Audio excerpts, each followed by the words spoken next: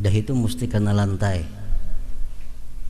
Kada boleh dahi itu diletakkan pada sesuatu yang kita bawa. Dahi kada boleh diletakkan kepada sesuatu yang kita bawa. Contohnya kopiah hingga sini mandak. Kopiah hingga sini. Lalu ini sujud, berarti dia sujud kepada sesuatu yang dia bawa.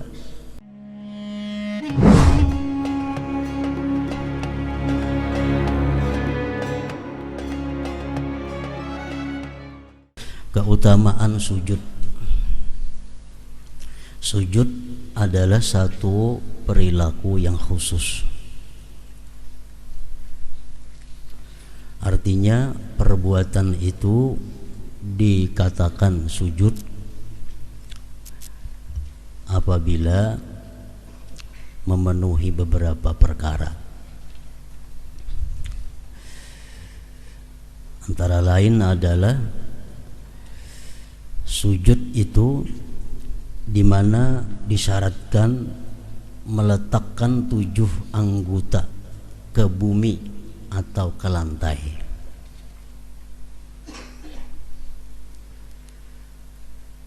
Apabila ada satu anggota yang tidak tersentuh lantai, tidak diletakkan di lantai, maka itu bukan dinamakan sujud. 7 anggota mesti diletakkan dan ditekan ke bumi. Pertama dahi.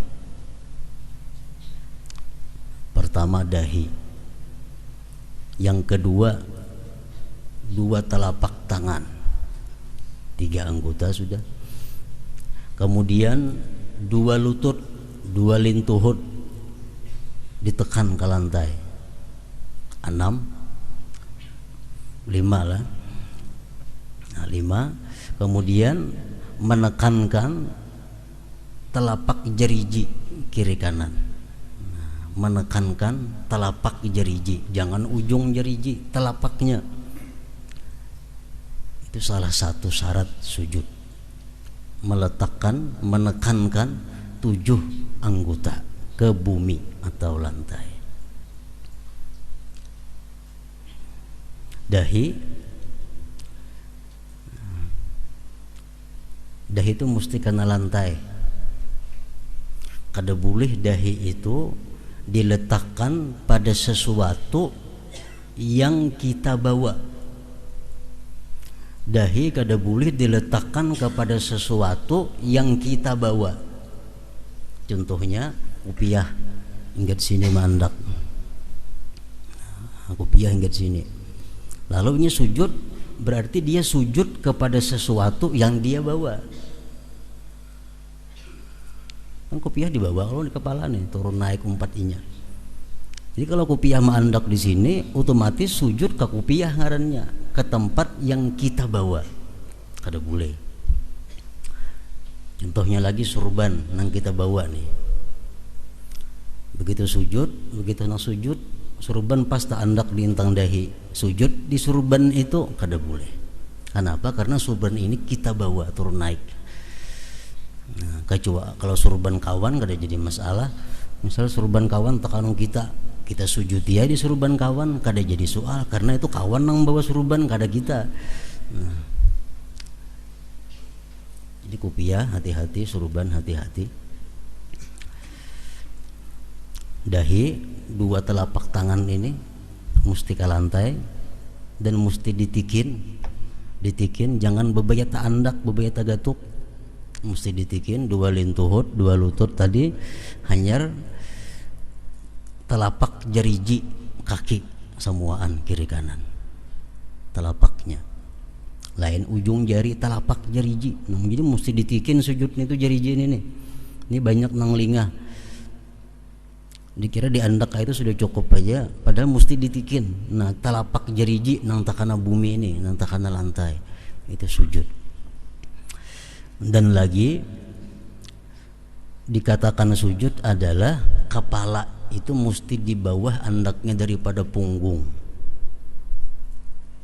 Kepala mesti di bawah andaknya daripada punggung. Jadi kalau kita sujud di intang gunungan, sehingga di waktu sujud kita sejajar punggung lawan kepala, nah kadesah sujudnya. Jadi sujud tuh kepala mesti di bawah daripada punggung ini. Jadi hati-hati sujud misal di gunungan, karena sujud kepala sejajar lawan punggung, nah itu kadesah. Mesti kepala di bawah daripada punggung. Itu perbuatan yang disebut ngarannya sujud. Jadi sujud itu satu perbuatan, satu tingkah laku di mana di situ diwajibkan meletakkan 7 anggota ke bumi dan posisi kepala di bawah daripada posisi punggung. Rasulullah sallallahu alaihi wasallam bersabda, "Ma taqarrabal 'abdu ila Allah bi syai'in afdala min sujudin khabi." Artinya tidaklah seseorang hamba mendekatkan diri kepada Allah dengan sesuatu yang lebih utama daripada sujud yang tersembunyi. Maksud hadis di sini ujar para pensyarah hadis adalah salat sunat di tempat yang sunyi. Sembahyang sunat di tempat nang sunyi, nang kada dilihat oleh siapa-siapa selain Allah dan malaikat, itu adalah merupakan taqarrub yang paling afdal, ibadah yang paling afdal. Rasulullah bersabda, "Man shalla rak'ataini fi khala'in la yarahu illallah wal malaikah kutibat lahu bara'atum minan nar." Siapa sembahyang 2 rakaat di tempat yang sunyi, yang tidak ada melihat akan dia kecuali Allah dan malaikat, dicatat bagi dia keselamatan dari api neraka. Dicatat bagi dia kebebasan daripada api neraka. Jadi sembahyang sunat itu disunatkan, diabdalkan di tempat nang kada dilihat orang. Jadi amun rumah kita ada cukup ruangannya, kita ulah tempat sagan sembahyang nang sewaktu-waktu bisa kita tutup lawangnya, sehingga sembahyang kita di rumah kada dilihat oleh siapa-siapa, hanya Allah dan malaikat. Dan Rasulullah sallallahu alaihi wasallam bersabda, "Ma min muslimin yasjudu lillahi sajdatan illa rafa'ahu Allahu biha darajatan wa hatta anhu biha sayyi'atan." Artinya tidaklah seorang muslim sujud kepada Allah dengan sekali sujud, melainkan Allah mengangkatnya 1 derajat karenanya dan menghapus 1 kesalahan karenanya. Jadi makin banyak sujud artinya makin banyak peluang kita menghapuskan dosa dan meninggikan derajat di sisi Allah Subhanahu wa taala. Dan diriwayatkan bahwasanya seorang laki-laki berkata kepada Rasulullah sallallahu alaihi wasallam, "Doakanlah kepada Allah agar dia Allah menjadikan saya termasuk orang yang mendapat syafaat engkau, dan dia Allah memberi saya dapat menemani engkau di dalam surga." Jadi laki-laki tadi, "Wahai Rasulullah, doakan kepada Allah agar aku bisa dapat syafaat engkau di akhirat dan bisa menemani engkau di dalam surga." Jadi ini hadis satu dalil bahwa kita boleh, bahkan dianjurkan minta doa kepada orang yang kita anggap lebih baik daripada kita. Ini tawasul ngarannya, bertawasul.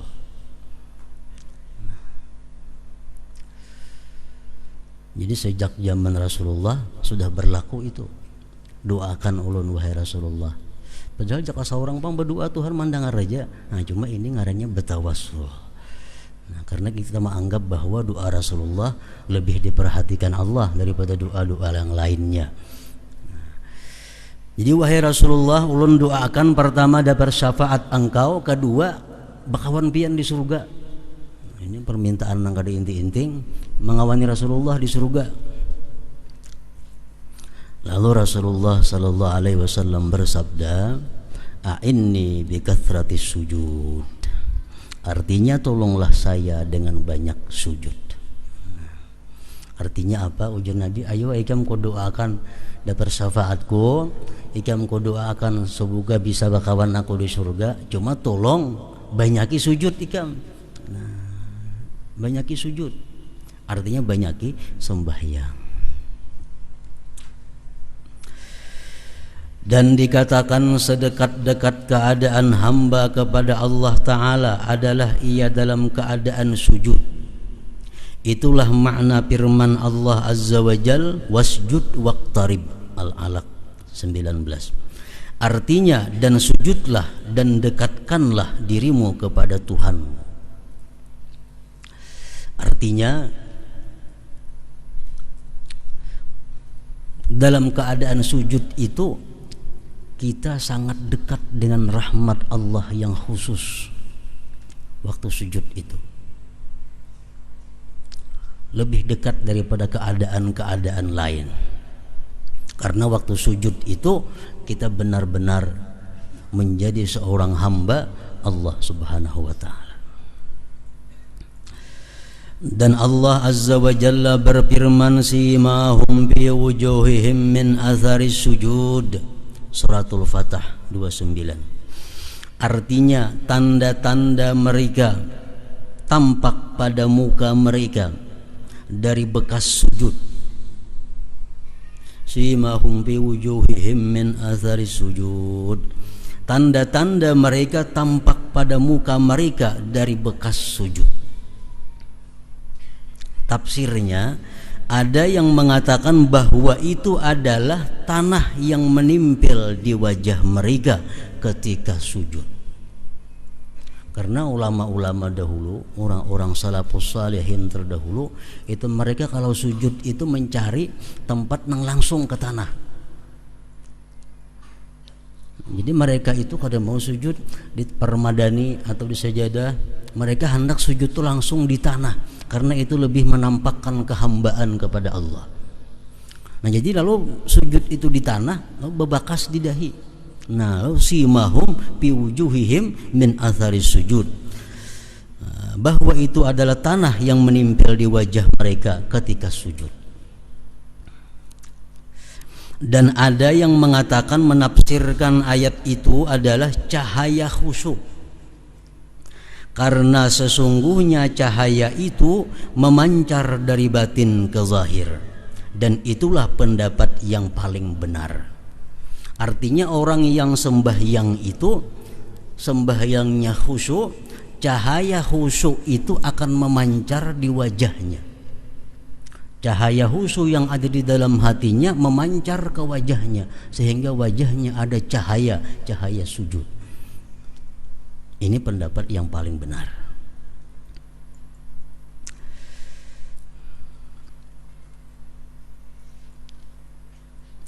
Dan ada yang mengatakan itu adalah kecemerlangan yang terdapat di wajah mereka pada hari kiamat karena bekas wudhu.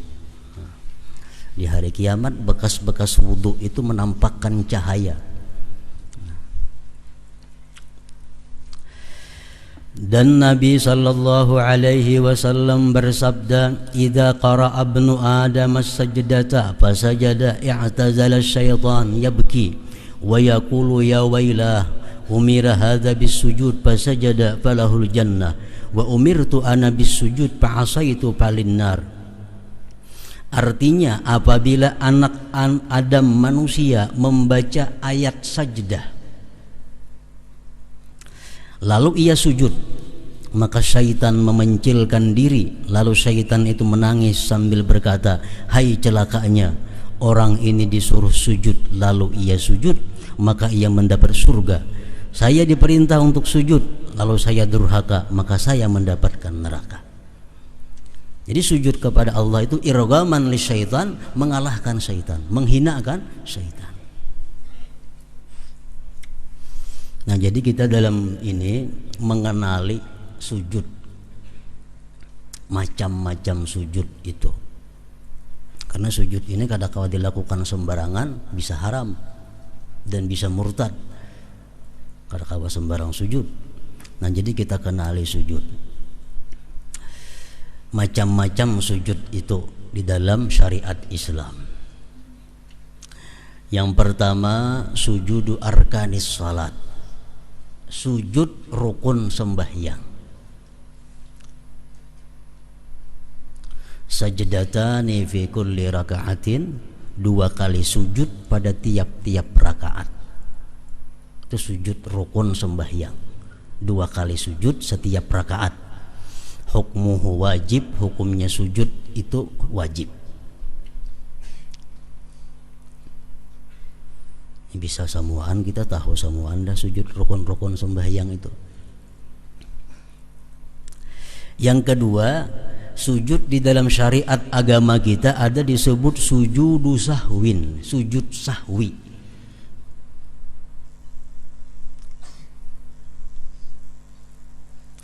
Sujud sahwi ini mahalluhu ba'da tasyahhudil akhir wa qabla salam.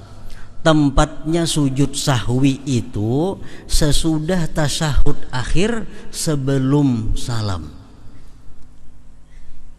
Tuntung bacaan tasyahud akhir, begitu kita hendak salam, sujud dahulu. Itu sujud sahwi. Sajdatani, 2 kali sujud sahwi ini. Hukmuhu sunnatun, hukum sujud sahwi itu sunat.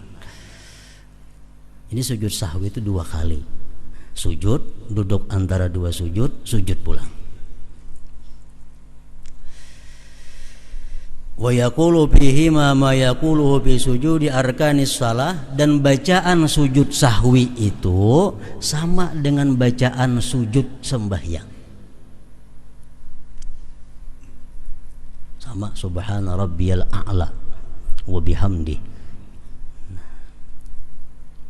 Tapi wastahsana ba'duhum ayyaqula fihi idza fa'ala sababahu nasiya subhana man la yanam wa la yashu, atau subhana man la yashu wa la yanam. Sebagian ulama membaguskan bahwa dalam sujud sahwi itu dibaca apabila ia karena melakukan sesuatu yang kelupaan, ketinggalan tasyahud awal misalnya, ketinggalan kunut misalnya.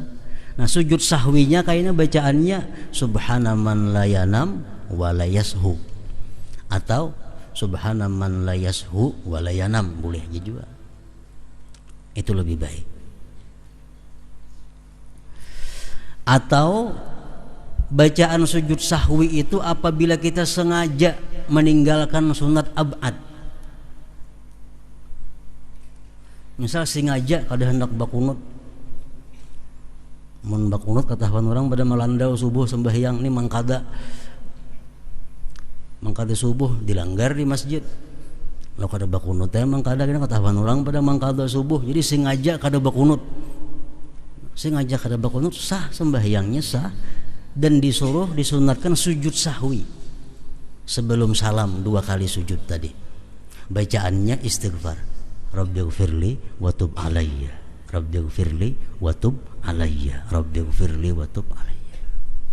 Misal kada hendak baca tasyahud awal sembahyang Isya, kada hendak baca tasyahud awal, sah aja sembahyang. Dia disuruh sujud sahwi, cuma bacaannya Rabbighfirli wa tub alayya.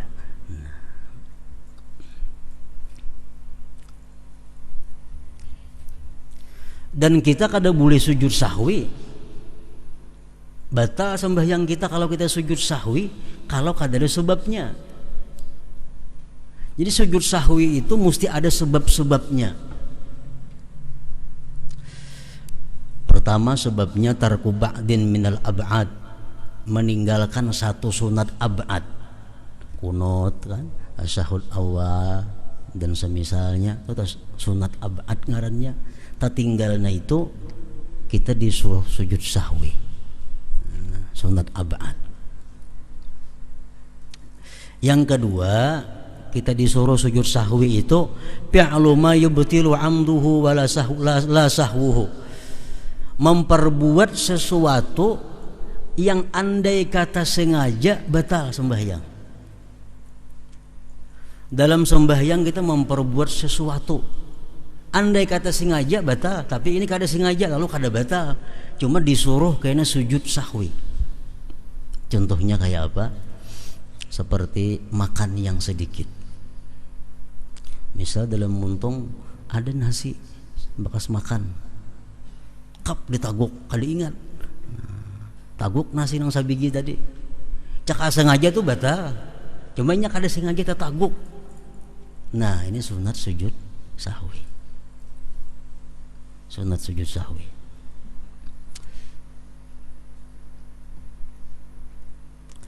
Yang ketiga, sebabnya sujud sahwi itu ika ruknin fi'liyin ma'ahtimaliz ziyadah.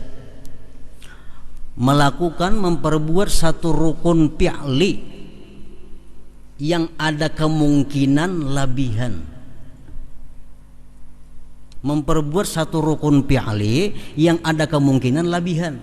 Contohnya Allahu Akbar sujud. Begitu sujud nih inya ragu-ragu. Aku tadi ruku kah kadakah? Ruku kah kadakah? Maka sujud nih. Nah, kalau kita ragu-ragu macam itu, kita wajib berdiri. Berdiri. Ruku. Ya tidak, sujud pula. Nah, itu kena sujud sahwi kalau macam itu kita. Sujud sahwi. Kan bisa terjadi tuh, bisa terjadi. Atau sujud. Aku ini sujud pertama kah kedua kah? Ragu-ragu. Sujud pertama kan angka dua kan ini nih. Anggap yang pertama ini sujudnya. Nah, kayaknya duduk, sujud pulang. Sujud sahwi itu kayaknya kita hendak salam kayaknya. Sujud sahwi kayaknya. Kenapa? Karena kita memperbuat satu rukun fi'li yang kemungkinan labihan. Yang kemungkinan labihan. Nah. Yang keempat, asyak fi adadir rakaat. Ragu-ragu dalam bilangan rakaat. Aku ini rasa sembahyang asa 4 asa 3. Asa 4 asa 3. Nah, itu kita mengambil 3. Kita ambil 3. Asa sarakaat kah asa 2 kah? Sarakaat tuh nang bujur, ambil sarakaat. Nah, kaina hendak salam sujud sahwi. Ini bisa benar terjadi itu ragu-ragu sembahyang. 4 kah 3 kah 3 kah, ambil aja 3, kada boleh ambil 4.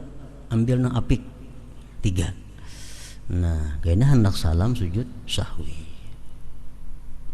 Yang kelima, sebab-sebab sujud sahwi itu naqlur ruknil qauli fi ghairi mahallih. Memindah rukun qauli bukan pada tempatnya. Misalnya rahatan berdiri, mestinya baca Fatihah nih.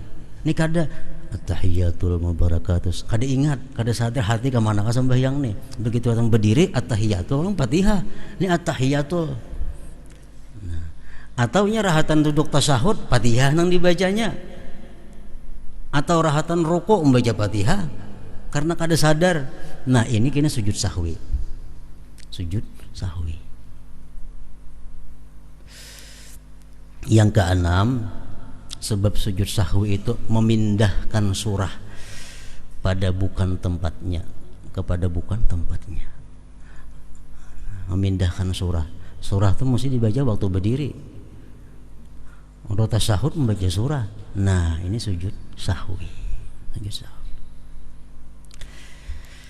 Nah, 1 sampai 6 tadi itu berlaku untuk imam dan orang yang sembahyang surangan. Kalau makmum tuh kada berlaku itu. Makmum tuh kayak apa aja hatinya kada ingat, kada ada sujud sahwi karena imam sudah menanggungnya. Nah, kalau imam nang tadi sujud sahwi imam. Yang ketujuh, sebab sujud sahwi adalah tabi'un lil imam, mengikut imam. Kita ini kada tahu kisah imam bang sujud sahwi ha. Nah, umpati sujud sahwi kita, kada umpat batal sembahyang kita. Kita kada tahu sembahyang asa kada ketinggalan, rakaatnya asa pas saja, imam sujud sahwi, kita wajib umpat sujud sahwi. Kenapa? Karena imam barangkali dalam sembahyang saja ada keraguan-keraguan sidin. Lalu sidin sujud sahwi, kita di belakang umpat wajib sujud sahwi. Nah, jadi sujud sahwi itu ada sebabnya. Mau kada bersebab batal sujud sahwi. Karena maulah gerakan menambah perbuatan di luar daripada perbuatan yang dipardukan yang diatur oleh agama. Jadi ada 7 sebab sujud sahwi tadi. Nah, 2 macam sudah sujud rukun sembahyang lawan sujud sahwi ngarannya. Sujud sahwi ini dilakukan di dalam sembahyang juga. Yang ketiga ada lagi sujud tilawah fis shalah. Sujud tilawah di dalam sembahyang. Nah, sujud sajadah ajar kita di dalam sembahyang.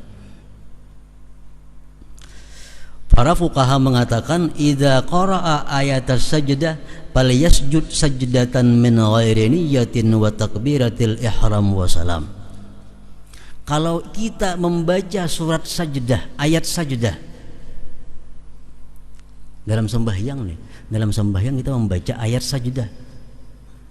Misal kita membaca surat Iqra, di ujungnya ada wasjud waqtarib, disuruh sujud kita di situ. Nah, dalam sembahyang sujudlah kita sekali aja sujudnya, kada baniyatan, kada batakbiratul ihraman, kada sahba salam, karena dalam sembahyang sujud sekali. Nah, itu berdiri ya pulang, sujud sekali berdiri, sambung pulang bacaan ayatnya. Ataupun habis sambungannya kayak wasjud waqtarib tadi kan habis sudah tuh di situ ayatnya, sujud kita tuntung sujud bangkit hanya rukuk. Itu sujud sajadah ngarannya dalam sembahyang. Nah, sujud sajadah dalam sembahyang ini ada beberapa yang perlu kita perhatikan. Disunatkan kita takbir ketika turun dan bangkit. Kita biasa teradat sujud sajadahnya malam Jumat subuh Jumat. Begitu imam membaca wahum la yastakbirun, Allahu Akbar, sujud sekali. Tuntung sujud Allahu Akbar pulang berdiri. Jadi mengucap Allahu Akbar turun naik itu sunat. Tapi jangan mengangkat tangan, itu makruh. Baik waktu turunnya atau naiknya, tangan jangan berangkat.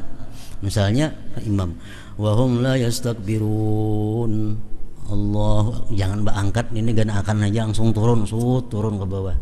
Nah, kayaknya naiknya pun tangan jangan berangkat juga, langsung berandak ke sini. Kalau berangkat itu hukumnya makruh. Tangan jangan diangkat-angkat baik waktu turun atau naik. Kemudian lagi jangan ada duduk istirahat sesudah sujud sajadah itu. Jangan duduk istirahat kadada. Jadi begitu sujud Allahu Akbar langsung berdiri. Jangan berselang duduk satu mat, jangan. Langsung berdiri aja.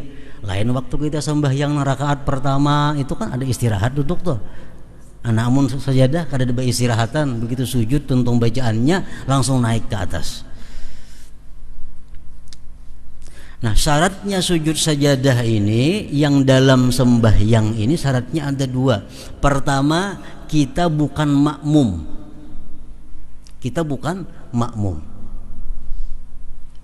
Kalau makmum sujud sajadah batal. Misalnya apa? Imam sembahyang subuh Jumat jadi imam wahum la yastakbirun. Imamnya kada sujud sajadah, kita nang sujud sajadah di belakang, batal sembahyang kita. Jangan makmum. Kalau makmum ikuti imam aja, imam sujud kada. Nah, yang kedua syaratnya jangan hendak membaca surah yang mengandung ayat sajadah di dalam sembahyang itu dengan tujuan untuk sujud, jangan. Kecuali sembahyang subuh Jumat. Nah, itu boleh.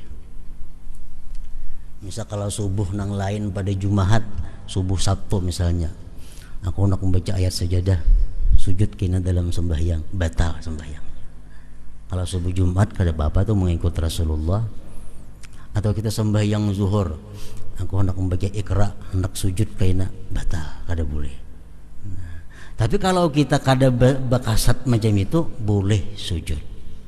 Misalnya kita sembahyang, tak baca Iqra, baca sampai wasjud waqtarib, ini sujud nih sunat, sujud kada apa-apa, asal jangan berencana mulai awal. Jangan berencana mulai awal. Nah, itu sujud tilawah ngarannya atau sajadah kita menyambat di dalam sembahyang. Nah, kemudian lagi ada sujud yang keempat, sujud sajadah di luar sembahyang. Ini maksud nang hadis Nabi tadi. Idza qara'a ibnu Adam as-sajdah fasajada, i'tazala syaitan yabki. Bila manusia membaca ayat sajdah lalu dia sujud, syaitan berjauh. Nah, sujud sajadah tilawah ngarannya di luar sembahyang.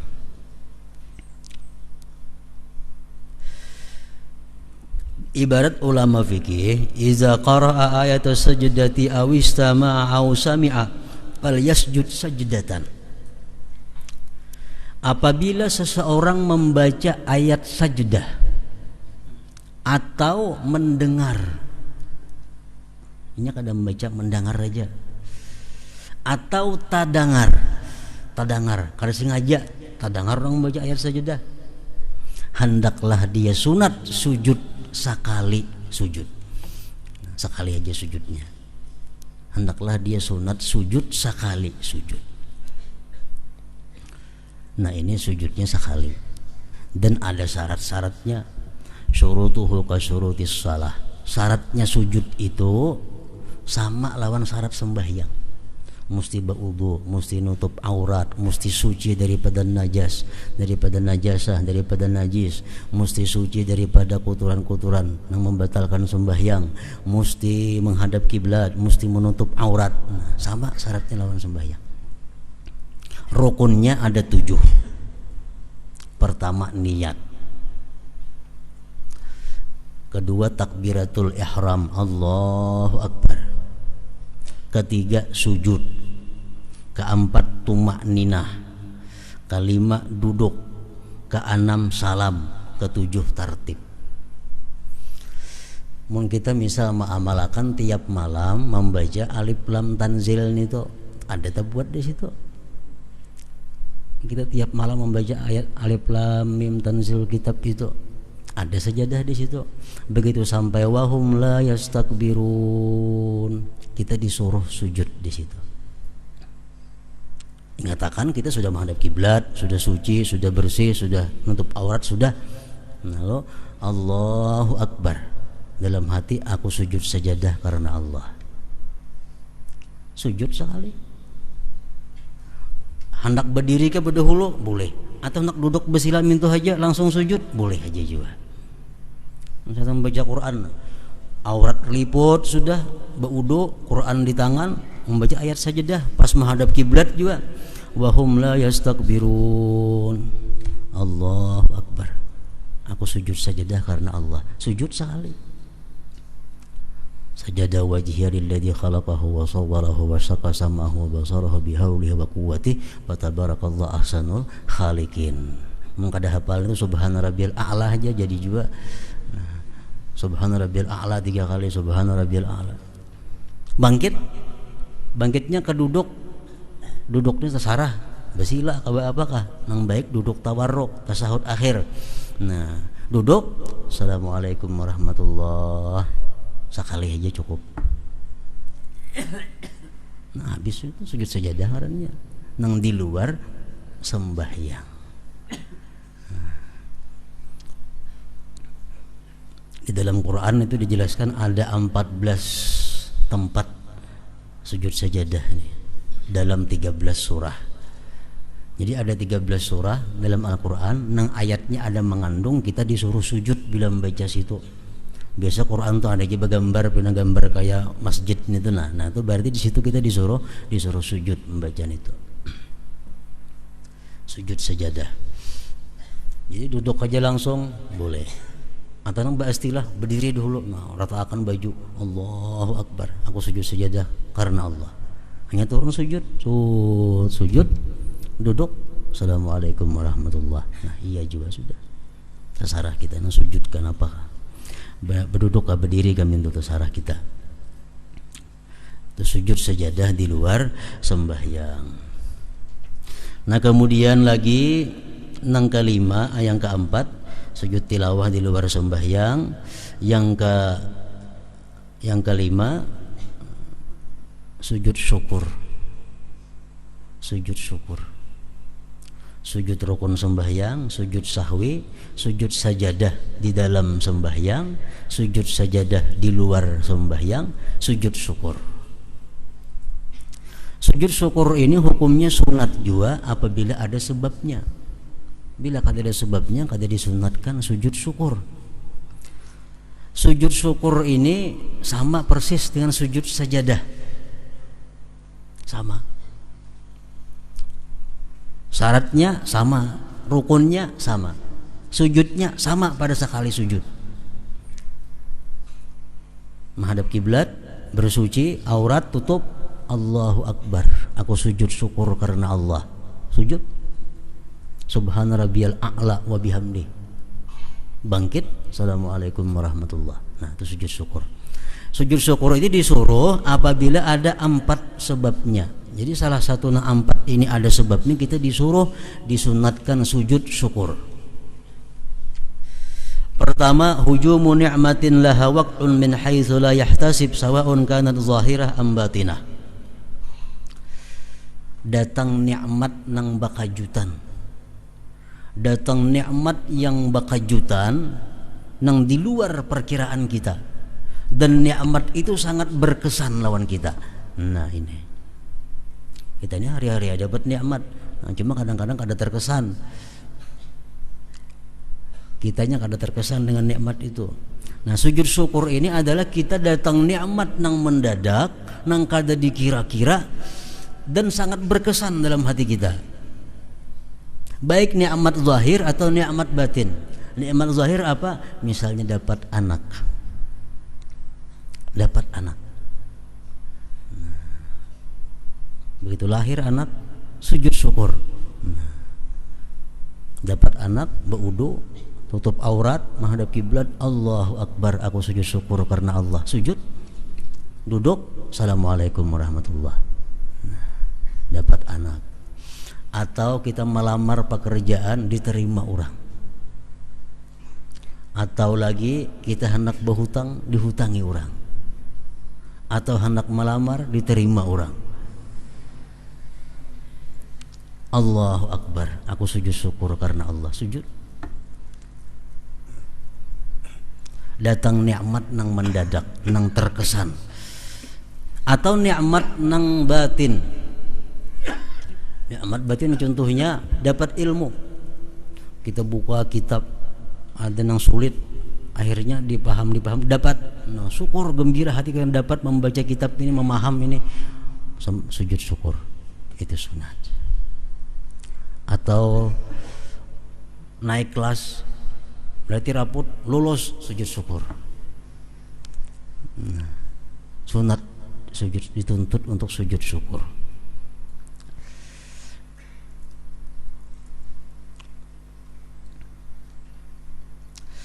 Atau lagi orang nang gaib datang.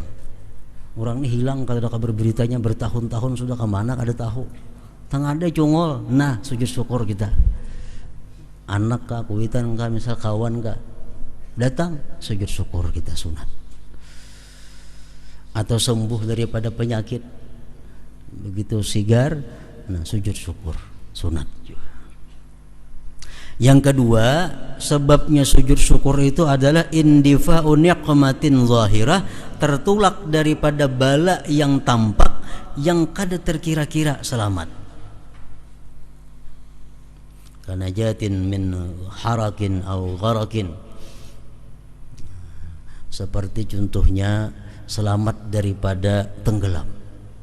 Misalnya berbuat di kapal, kita kapal karam, nah, selamat. Atau berbuat di motor terbalik, kita selamat, sujud syukur.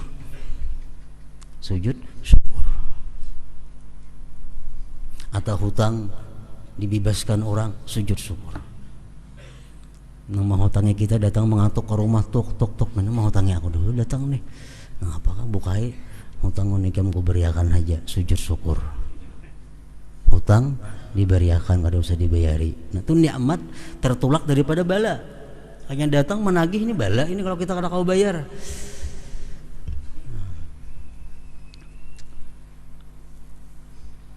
Terhindar daripada bala.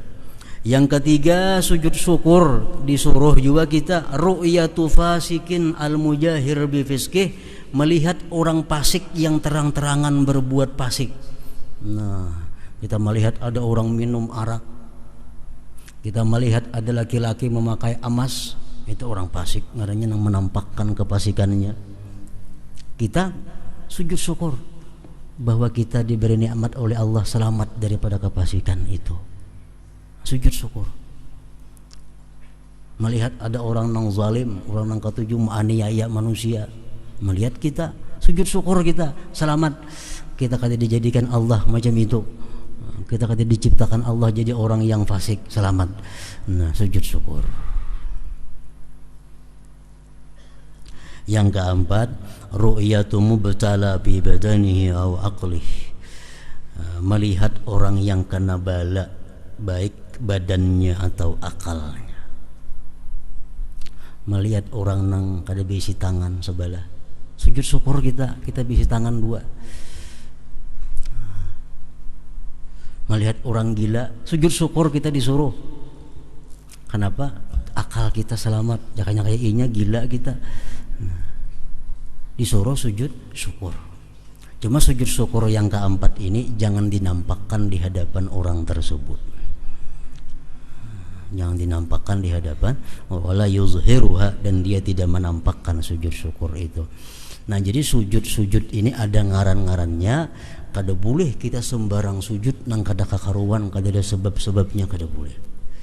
Sujud mesti jelas sebabnya apa, sujud ngarannya sujud nang apa. Nah dengan demikian sujud itu bisa menjadi takarrub, pendekatan kepada Allah Subhanahu wa ta'ala. Jadi kada boleh misalnya kada ada napa-napa kok nak sujud, kada boleh ini tuh. Kada ada napa-napa nak sujud, kada boleh.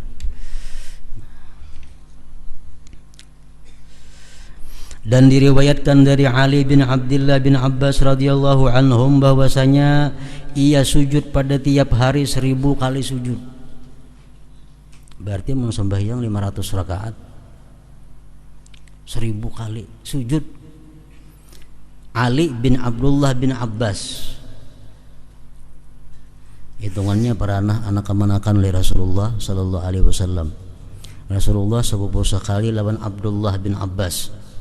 Abdullah bin Abbas ada punya anak ngarannya Ali. Nah Ali ini dalam sehari semalaman sujudnya 1000 kali. Berarti sembahyangnya 500 rakaat itu. Yang lebih hebat lagi dalam manaqib disebutkan Ali Zainal Abidin. Ali Zainal Abidin ini buyutnya Rasulullah sallallahu alaihi wasallam, Ali bin Husain bin Fatimah binti Rasul. Ali Zainal Abidin ini dalam sehari semalaman sembahyangnya 1000 rakaat. Berarti sujudnya 2000 kali. Nah, pilih yaum wal lailah dalam sehari semalaman. Jadi kalau kita hitung rakaat atau semenit saja, berarti sehari semalaman berapa? 1000 menit, kurang lebih 17 jam. Namun kita nang menggawe, tahu sidin kada tahu. Pokoknya sidin sehari semalaman sembahyang 1000 rakaat. Nah itu karamat ngarannya, karamat yang diberikan Allah kepada mereka. Dan mereka menyebutnya sebagai as-sajjad. As-sajjad, orang yang banyak sujud.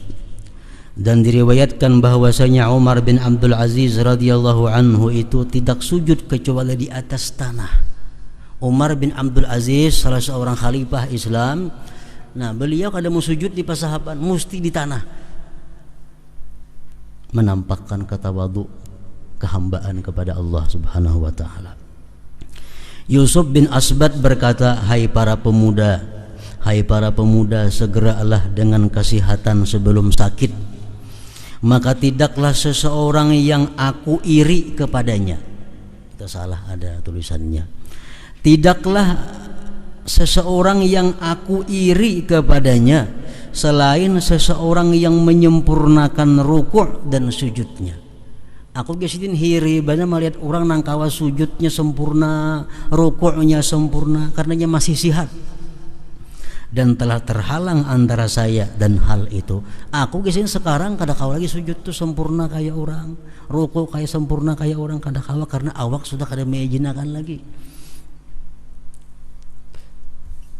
Sa'id bin Jubair berkata, tidaklah menghiburku sesuatu pun dari dunia melainkan oleh sujud. Jadi yang paling menyenangkan hatiku dalam dunia ini adalah sujud kepada Allah Subhanahu wa taala. Uqbah bin Muslim berkata, tidak ada satu pekerti pun pada hamba yang lebih dicintai oleh Allah Azza wa Jalla daripada seseorang yang senang bertemu dengan Allah Azza wa Jalla. Allah paling suka kepada manusia yang manusia itu ingin bertemu Allah. Dan tidak ada satu saat hamba yang padanya lebih dekat kepada Allah Azza wa Jalla daripada hamba itu bersungkur sujud. Waktu sujud itulah seorang hamba sangat dekat kepada Allah Subhanahu wa taala.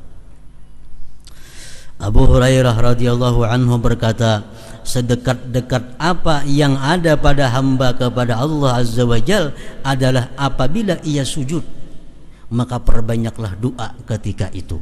Nah, waktu kita sujud itu kita sangat dekat kepada rahmat Allah. Perbanyaklah doa pada waktu sujud itu. Mengapakah di doa? Asal nang kemaslahatan dunia dan akhirat. Allah akan sangat memperhatikan doa yang kita panjatkan pada waktu kita sedang sujud kepada Allah Subhanahu wa taala. Nah, kemudian keutamaan khusyuk pula. Allah Ta'ala berfirman, wa aqimis salata li dzikri.